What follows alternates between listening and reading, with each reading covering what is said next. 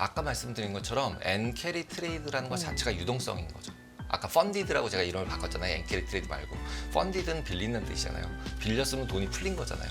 지금 저희가 맨날 미국의 유동성이 어쩌고 얘기하지만 글로벌 전체 지구로 보면 일본에서 돈 빌려서 뭘 사면 그것도 유동성이 풀리는 거잖아요. 그러니까 기본적으로는 엔캐리 트레이딩이 청산된다는 얘기는 유동성이 축소되는 거죠. 글로벌리 보면. 대출이 줄어드는 거니까. 예. 그렇다 보니까 당연히 주가 빠지고 있는 게 별로 이상하지 않은 거죠. 유동성이 글로벌리 축소가 되고 있는 거니까.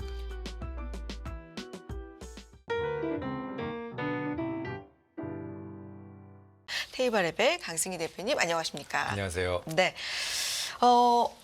그레이트 로테이션이라고 네. 하나요? 네, 그런 얘기 최근에 좀 많이 했었는데 어제 시장에서는 조금 주춤해진 것 조금 같기도 하고요. 주춤했죠. 네, 다행히 그거랑 비슷한 얘기를 하게 돼서 다행입니다.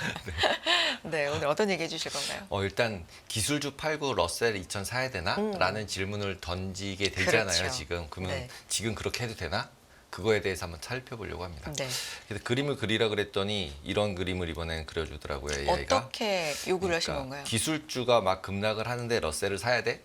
그런 거를 그림으로. 질문으로서 그림으로 그려줘봐. 이렇게 얘기했더니 이런 그림을 그려줬습니다. 그림이 이게 뭐 어떻게 적어요?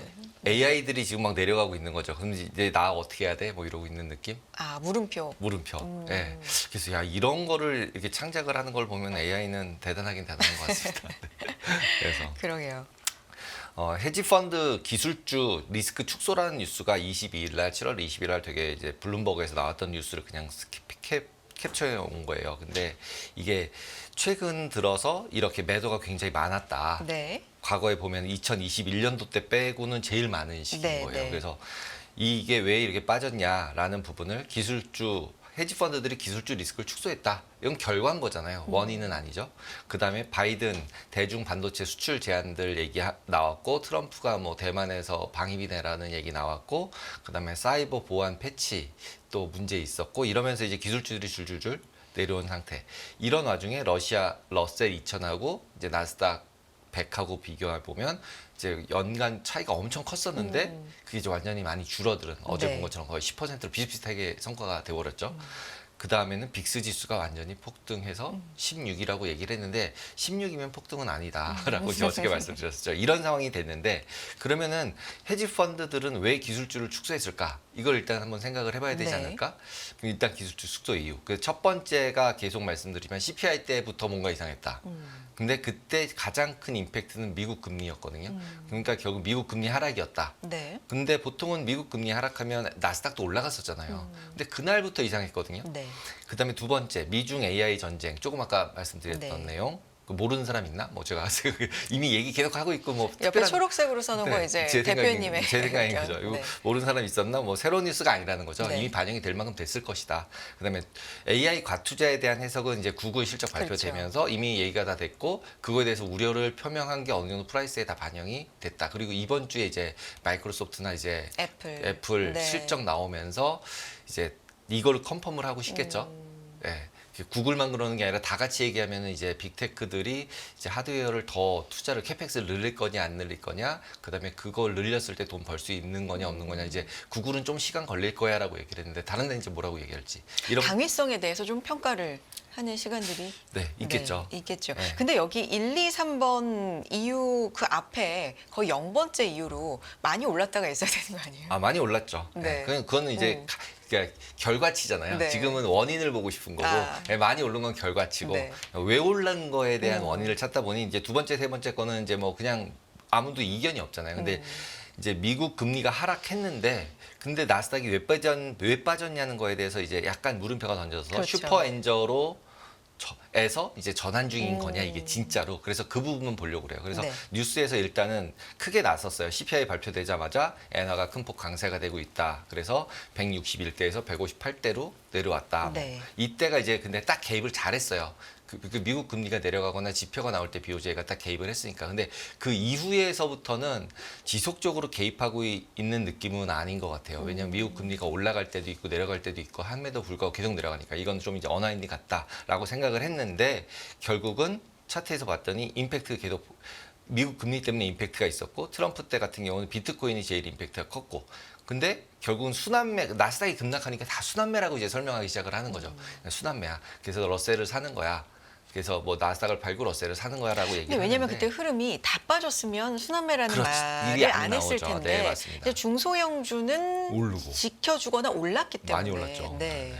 그러니까 그래서 순환매라는 얘기를 할 그렇죠. 수밖에 없었죠. 네. 근데 순환매라는 얘기는 신규 자금이 들어왔을 때 또는 주식형 포트폴리오 매니저가 나스닥을 팔고 뭐 러셀을 샀을 때 이런 게 순환매잖아요. 예. 포트폴리오 매니저 입장에서. 근데 지금 딱 이제 뉴스들이 그 다음서부터 쭉 나오는 뉴스들을 보시면은 헤지 펀드가 2021년도 이후에 엔화 약세 베팅에서 가장 큰 후퇴를 했다. 2011년. 네, 이후에. 네. 지금 이게 이제 선물 매수한 것들을 쭉 보여주는 차트를 블룸버그에서 그러니까 뉴스로 낸 거예요. 어제 네.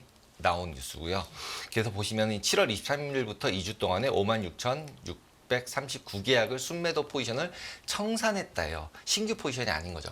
기존의 엔캐리로 쭉 올라왔던 부분을 청산했다라고 보면 되고 보통은 엔캐리 트레이딩이라는 걸 제가 알고 있는 엔캐리 트레이딩은 일반적으로는 이런 주식이랑 연계가 되어 있는 게 아니라 보통은 N으로 빌려서 고금리 통화에다 갖다 넣어놓는 거예요. 그래서 환율의 변동성보다 금리가 더 차이가 커서 가만히 있어도 계속 돈을 버는 웬만하면. 그리고 이제 환율이 더 약세가 되면 더 벌고. 그리고 혹시 잘못되더라도 원금은 보장되는 이런 트레이드 하는 걸 보통 엔캐리 트레이드라고 불렀거든요. 아. 그런데 최근 들어서는 약간 느낌이 엔캐리 트레이드라기보다는 엔 펀디드 트레이드? 그러니까 N으로 그냥 돈 빌려서 뭐 사는 거 네네. 저금리니까 그렇죠. 예. 이거를 엔캐리 트레이드라고 얘기하고 있는 것 그냥 같구나. 통합적으로, 네, 통합적으로. 빌려서 N을 빌려서 그래서 뭘 사는 거. 네. 그죠. 어떤 수익이 날 만한. 네, 수익이 네, 날 네. 만한 거. 그러다 보니까 빌려서 사는 거다 보니까 원금을 보장하고 싶잖아요. 원금은 깨지기 싫잖아요. 그래서 보통 이제 고정금리 차이, 뭐 환율 변동성 이런 것만 가지고 했었는데 지금은 빌려서 사는 거니까. 근데 빌려서 산다고 해도 실질적으로 보면은 그러니까 뭐 주식도 사고 막 자산 배분으로 사냐? 절대로 그러지 않거든요. 아. 네. 그건 대부분 이제 자산 배분하는 이제 롱텀 펀드들이나 아니면은 연기금, 뭐 보험사 이런 데들, 우리 퇴직연금 이런 건 자산 배분을 해야겠죠. 롱텀으로 가는 거니까. 근데 이거는 잘못하면 빚을 갚아야 되잖아요. 그러니까 보통은 원금을 최대한 어나인딩 하더라도 지킬 만한 전략들을 쓰거든요. 그게 이제 롱숏 보통 에쿼티라고 불리는 부분이에요. 그래서 뒤에서 그 다음에 이제 뉴스가 또 나오는 게 뭐가 있냐면 모간 스탠리가 소형주 랠리에 대해서 단기적일 거라고 얘기하는 뉴스가 나왔더라고요. 22일 날. 그게 무슨 얘기인가 하면 이게 이렇게 러셀이 급등을 했어요. 이렇게 빨간색으로 동그라미 쳐놨잖아요. 이렇게 급등을 했는데 이거가 계속되진 않을 거다라고 얘기한 게 22일이에요. 그 이후에도 한 5% 이상 더 올라갔어요. 이미. 그러니까 이제 모건 스탠리에서는 소형주 랠리가 지속되기에는 요인이 부족하다. 펀더멘탈이 부족하다. 그리고 약간 저희가 느끼기에도 계속 이제 어제도 얘기하면서도 침체가 오면 아주 심각한데 얘는 예. 그래서 딱 되게 좁은 길로 가야만 제가 올라갈 수 있거든요. 네. 네, 그런 상태다라는 얘기를 하고 있고 그리고 트럼프 트레이드 지속은 어려울 거다. 그 다음에 실적 상향이긴 한데 실제로 경기 둔화가 되고 있기 때문에 어떻게 될지 모른다. 지금 저희가 얘기한 것처럼. 그래서 중소형주가 지속적으로 상대적으로 강세가 가기는 어렵다라고 보인다. 근데 또 불구하고 지난주 주간으로 99억 불의 러셀 매수가 들어왔다. 근데 앞에서도 말씀드렸지만 이게 신규 매수인지 숏을 했던 걸 커버한 건지에 대한 게 애매했어요. 네. 그러고 난 다음에 25일 날 퀀트 매크로 펀드가 200억 불 주식을 매도했다라는 얘기가 나왔어요. 근데 주식을 매도했는데 컴퓨터 기반의 매크로 헤지 펀드라고 얘기를 해요. 이게 이제 저희가 얘기했던 뭐 퀀트 뭐 네네. 이런 헤지 펀드들이 매도를 했는데 이제 내려가면 내려갈수록 더 나올 거라는 거예요, 물량이. 그래서 지난주가 200억 불, 이 다음 주에 250억 불, 그래놓고 밑에 설명할 때 1%가 빠질 때마다 계속 더 나온다는 거예요. 그래서 350억 불 나와서 3%가 하락을 하면은 1,100억 불까지 나올 수 있다, 매도가. 이런 뉴스가 25일 날 나왔었어요. 네. 그러고 나서도 뭐 어느 정도는 나스닥 같은 경우 기속적으로 약세였죠. 금요일 날만 이제 PC 나오면서 조금 반등한 수준이었고 그러면서 뒤에서 맨 마지막에서는 금리 인하가 되고 나서 경기 침체가 뒤따를 가능성도 있다라고 했어요. 근데 지금 제가 이 뉴스를 두 개를 보여드리고 싶은 거는 모건 스탠리라는 거예요. 둘 다. 이 얘기를 하고 있는 데가 모건 스탠리예요. 근데 제 경험상 모건 스탠리가 롱숏 에쿼티를 글로벌리 제일 많이 중개를 하는 곳이에요. 그러니까 보통 주식 브로커는 주식 사라고만 얘기를 하잖아요. A가 좋습니다. 근데 모건 스탠리 아니에요. 대차도 제일 많이 빌리고요. 전 세계에서 주식도 제일 많이 빌리는 금융사라고 보시면 돼요. 그래서 보통 이거를 이제 수합이라는 형태로 숏을 칠 수 있게 해주는 거예요. 이제 우리로 따지면 공매도, 네. 공매도가 되게 해주는 거예요. 모든 거를. 근데 공매도 될 때 꼭 매수도 같이 시켜요. 매수도 시키면서 공매도도 같이 하는 거지 그냥 매수만 있거나 공매도만 하거나 이거는 이제 공매도 펀드가 따로 있는 거고 그런 펀드들의 사이즈는 그렇게 크지 않아요. 근데 이제 롱숏 에쿼티 헤지 펀드 사이즈는 굉장히 커요.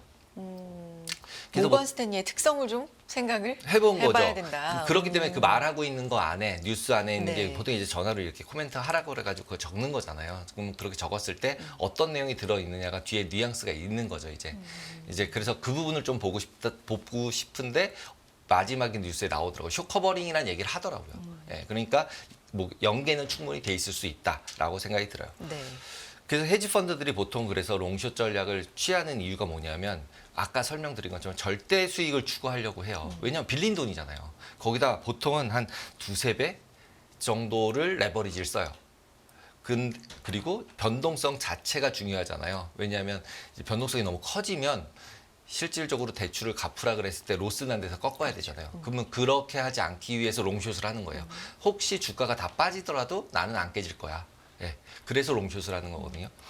그러다 보니까 당연히 또 리스크 대비 리워드는 좋아야 돼요. 그러니까 막 변동성이 심하게 올라가면 안 돼요. 버틸 수가 없으면. 그러니까 천천히 이렇게 올라가야 되거든요. 그러다 보니까 이 조건을 맞추는 전략 안에 제일 큰 포지션을 차지하고 있는 게 롱숏 에쿼티 전략인 거예요. 그래서 보통은 외사들이 자꾸 이제 공매도를 하는 이유가 공매도를 했으면 이쪽에 뭘 샀어요. 네. 예, 그렇게 보셔야 돼요. 그래서 지금 모건 스탠리가 주식 수합이나 이런 공매도나 롱숏 에쿼티에 있을 때 굉장히 큰 메이저 그 브로커리지를 하는 하우스다.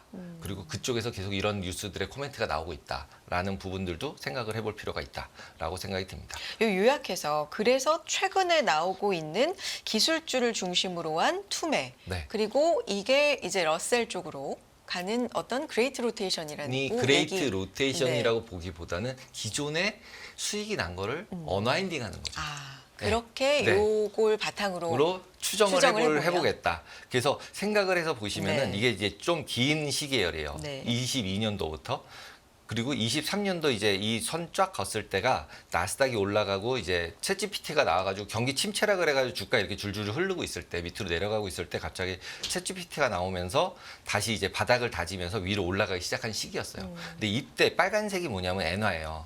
엔화가 지속적으로 약세가 돼요. 그죠? 그리고 이 노란색이 뭐냐면 스프레드예요. 나스닥을 매수하고 러셀을 매도했다면 그냥 똑같은 금액을 물론 이 비율도 이제 헤지펀드마다 많이 조절을 하겠지만 그 차이가 이만큼이나 네 차이가 났다는 실제로 거죠. 네. 30%까지도 계속 났던 거예요. 네. 네. 그러니까 밑에서 했다면 거의 50% 정도 수익이 났겠더라고요. 계산을 해보면. 근데 이 50%라는 게 레버리지를 하나도 안 했을 때 보통은 2배라니까 지금 한 최근 1년간 웬만한 헤지 펀드들 중에서 기술주를 매수하고 러셀을 매도한 헤지 펀드들은 롱숏 에쿼티임에도 불구하고 수익률이 거의 한 4, 50%? 잘 세게 잘 포인트를 잘 들어간 데는 거의 100%가 난 부분이 있는 거죠. 그게 이제 노란색으로 보이는 거예요. 그러다 보니까 여기 지금 꺾어지는 노란색이 갑자기 30%에서 15%대로 내려왔어요. 네. 이게 뭐냐면 최근에 저희 보고 있는 15%가 이제 줄어들었다라는 부분이 이 부분이에요. 그러면 지금 여기서부터 여기까지 올라왔는데 여기서 이제 언와인딩을 하는 거죠. 포지션을 정리하는 거다라는 게 그냥 수치적으로 봤을 때 충분히 뭐 예상해 볼 수 있는 추정해 볼 수 있는 거라고 생각이 듭니다. 네. 그래서 더 최근에 4월 달서부터 그림으로 그려보면 더 명확하게 보여요.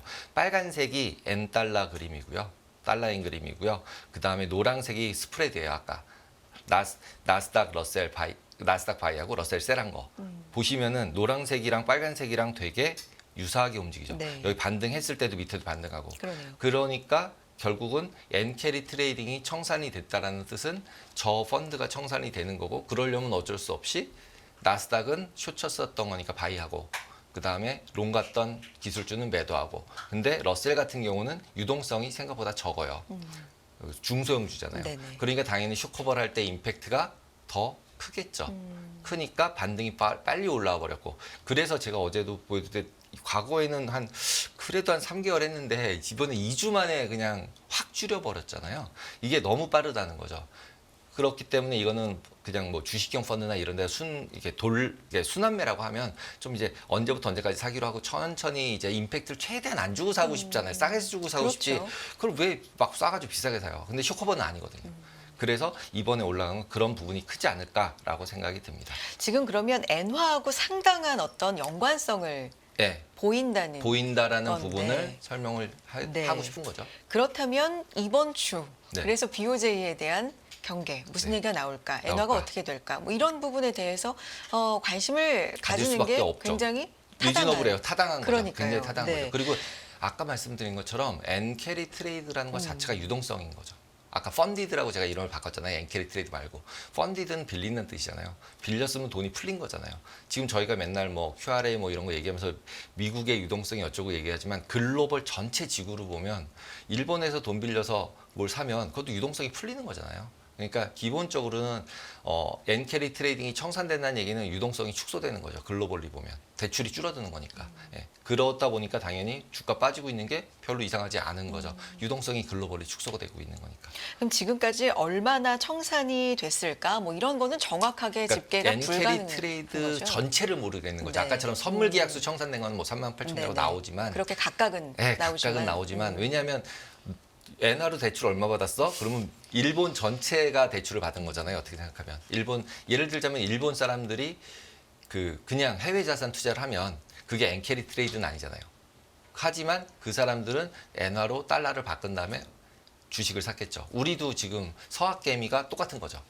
입장 바꿔서 생각하면. 그래서 그분은 서학개미가 얼마 샀는지는 알지만 그걸 빌려서 샀는지 아니면 있는 돈으로 샀는지 그걸 모르잖아요. 그러니까 그 사이즈를 자꾸 얘기하시는 분들이 생각보다 많더라고요. 리서치들도 이제 그걸 개수를 계속 해요. 네네. 하긴 하는데 그 금액을 명확하게 알기는 뭐 300조 뭐 어쩌고 저쩌고 이런 얘기들을 하거든요. 그래서 그런 부분들을 좀 고려해서 생각을 해보셔야 된다라고. 그래서 펀디드라고 생각하시면 될 것 같아요. 그러니까 금액은 정확하게 뭐 예측하는 게 좀 불가능해도 방향성은 있죠. 어쨌든 있고 있죠. 규모를 추측은 사실 굉장히 많을 거다. 뭐 네, 이런 그러니까 그리고 영향이 있을 저희가 거다. 영향이 네. 있을 거다. 그리고 그게 전체가 돌아갔을 경우에. 근데 그러면서 26일 날 네. 시티에서 엔화가 굉장히 강세가 됐는데 네. 크레이지 엔이라고 표현을 해요. 그러니까 크레이지하게 크레이지 엔이 엔. 네, 네. 크레이지 엔이 랠리를 네, 했다. 네.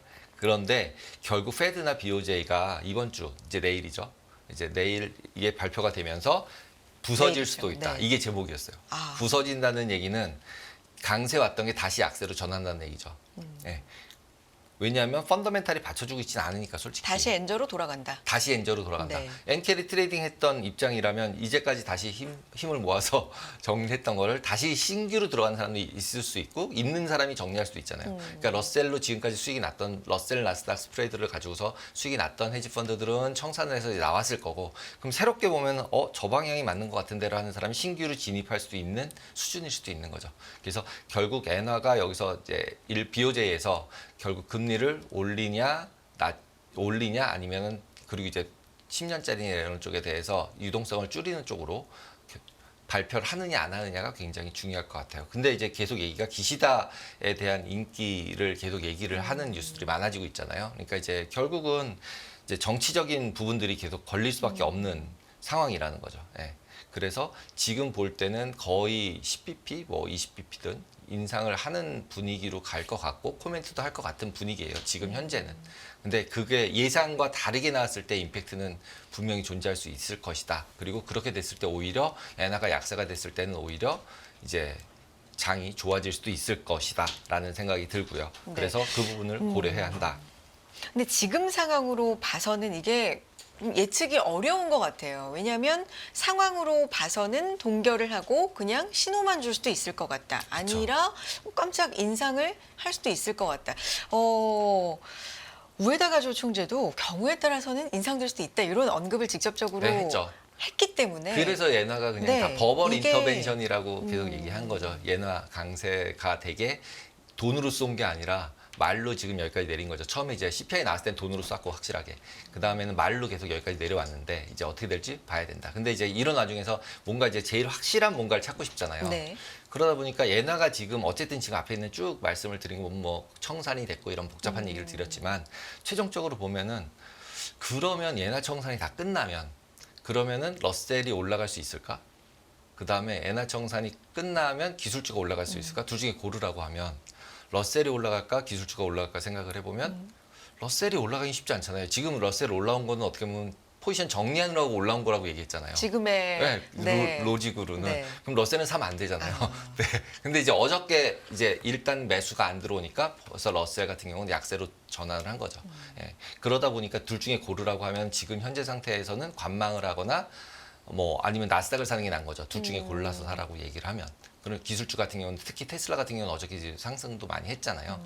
그것처럼 일단 뭐 많이 빠진 거 이상의 호재는 없으니까 네, 테슬라도 많이 빠졌으니까 일단 그 최근에 그런 부분들을 고려해 보면은 일단은 AI를 팔고 러셀로 가라는 거는 단기적인 트레이드면 되지만 장기적인 트레이드는 아니다라는 부분이 지금 쭉 스토리에서 나온 결론이라고 보시면 될 것 같습니다. 그러면 일본 같은 경우에 지금 이번에 동결하고 뭐 인상 신호를 준다든지 아니면 이번에 인상을 한다든지 어쨌든 향후에 인상이라고 가도를 네, 가도로. 주면은 안 좋은 것 같아요.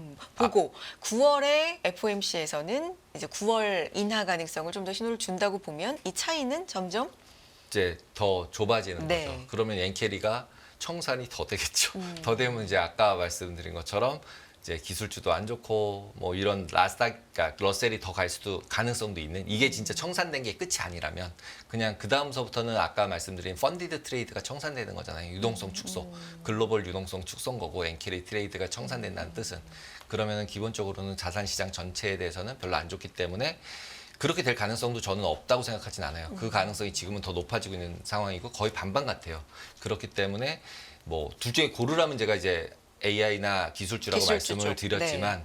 전체적으로 봤을 때는 저는 이제 계속 현금 비중 말씀을 드렸었고 그 다음에는 지금 같은 경우는 약간은 자산을 더 분산해야 되겠다는 생각이 더 들어요. 이제 예를 들면 금, 뭐 커머디티들도 엄청 많이 빠졌어요. 왜냐하면 상품들 중국 나쁘다고. 그래서 좀 이제 다 조금씩이라도 이렇게 여러 개로 분산시켜 놓고 어떻게 될지 모르겠으니까 아니면 아예 관망을 하던가 현금을 들고 그런 게 지금은 더 맞는 선택이 아닌가라는 생각이 듭니다. 그래서 사실 이번 주에 굉장히 중요한 이벤트가 많은데 FOMC 못지않게 우리가 BOJ를 BOJ를 볼 수밖에 없는 네, 원래 중요하게. BOJ 보지도 않았었는데 네, 보지도 않았으면 이제 BOJ도 봐야 되는 상황이 됐습니다. 그냥 BOJ가 있습니다. 이 정도였는데 네, 어떤 결정을 하는지 네, 뭐라고 이번, 하는지까지 네. 이제 또 이제 봐야 되는 상황이 된 거죠. 이번만큼은 그리고 앞으로 향후 뭐 어느 정도만큼은 좀 방향성을 네, 봐야 되는 봐야 굉장히 될 것 중요한 이벤트가 된 것 같고 대표님의 이런 오늘의 이제 말씀해 주신 로직으로는 러셀이 더 방향성으로 가기보다는 빅테크 이렇게 둘 중에 되면, 고르라면. 고르라면 네, 네. 알겠습니다. 오늘 여기까지 듣도록 하겠습니다. 테이블앱의 강승희 대표 함께했습니다. 고맙습니다. 감사합니다.